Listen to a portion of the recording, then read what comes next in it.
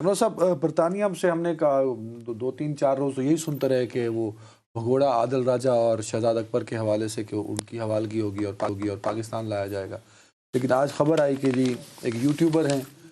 Acting career شروع کیا لیکن پھر یوٹیوب شروع کیا اور فیملی یوٹیوب کرتے ہیں اور بہت فیمس ہیں یوٹیوب پہ، رجب بٹ لاہور کے رہنے والے ہیں۔ الحمدللہ مجھے دیکھو کتنا بے خبر ہوں، خیر لیکن میری عمر میں شاید لوگ یوٹیوب وغیرہ نہیں دیکھتے، یہ کیا مزے کی چیزیں کرتے ہیں؟ ہاں فیملی اورینٹڈ کرتے ہیں، ذرا انٹریکٹیو ہوتا ہے اپنے دوستوں اور فیملی کے ساتھ، بہت بہت فیمس ہے ویسے یہ، بہت اچھا ملینز میں ان کے ویوز جاتے ہیں۔ تو اب ان کو سنا ہے کہ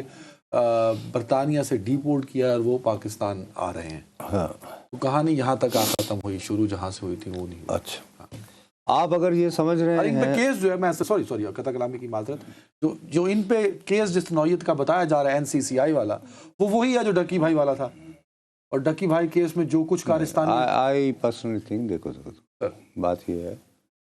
کہ میں نے آپ کو دوبارہ جس وقت یہ بات آئی تھی، جب ہمارے وزیر داخلہ صاحب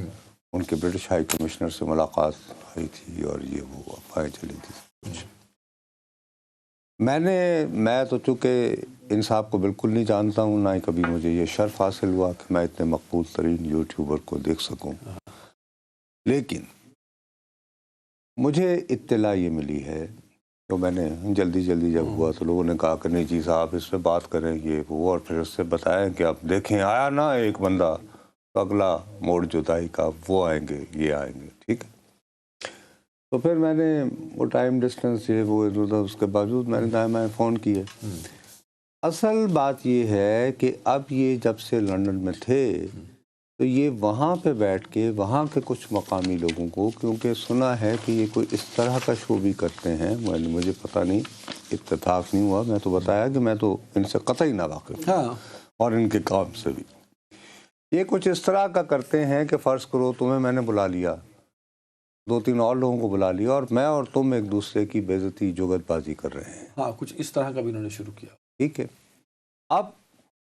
ظاہر ہے کہ وہ ایک حد تک جو ہے وہ پکڑ پن چلتا ہے، لیکن اس کے بعد اس طرح کا مستقل نوعیت کا جو پکڑ پن ہوتا ہے، کیونکہ سوشل میڈیا پہ ہیٹ بکتی ہے یا پیشن بکتا ہے۔ اب جیسے مثال کے طور پر ہم نے جو پہلا سیگمنٹ کیا تھا، ہم ایک ریشنل بات کر رہے تھے، اس کے مقابلے میں اس وقت جو بھی بچہ یا بچی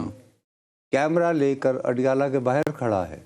اور وہ وہاں سے لائیو ٹائپ کرنے کی کوشش کر رہا ہے، وہ کہیں گے نصرت یہ چھڑ بنایا کی بکواس کرتا ہے، اصل جڑا موقع تے جڑا پہنچے، اور وہی ہے نا، یاد ہے ایک ٹیپ آئی سی وہ جدے چ اپنا ٹوکری لے رہا سی، سمجھ آ گئی نا بات۔ اچھا اب یہ مجھے کوئی نہیں بتائے گا کہ وہ ٹیپ کس نے کیوں ریلیز کی تھی اور وہ کس کے پاس تھی، آ گئی سمجھ، ٹھیک ہے، اور وہ کس وجہ سے کرنی پڑی تھی، ہیلو، آگئی نا سمجھ، یہ نہیں، لیکن مجھ سے یہ توقع رکھی جائے گی کہ میں عقل کی بات بھی کروں اور یہ کہ مجھے لوگ بھی دیکھیں۔ اچھا ٹائم کی بھی کمی، سن لینا پہلے جو باتیں ہیں میں نے سمجھنے کی کوشش کیا کروں، تو اس لیے پھر آپ اس طرح کی یاوہ گوئی کرتے ہیں، یہ بڑا امپورٹنٹ معاملہ ہے، کیونکہ یہ امپورٹنٹ یار سن لو نا، خدا کا واسطہ ہے، اس نے جب لوگوں کے ساتھ پکڑ پن کر کے جگت بازی کر کے تو دشمنیاں مول لے لی، انہوں نے شکایت لگائی، اب وہ مقامی آدمی تھے، یہ تو ویزے پہ گیا ہوا تھا، انہوں نے کہا کہ یہ شخص جو ہے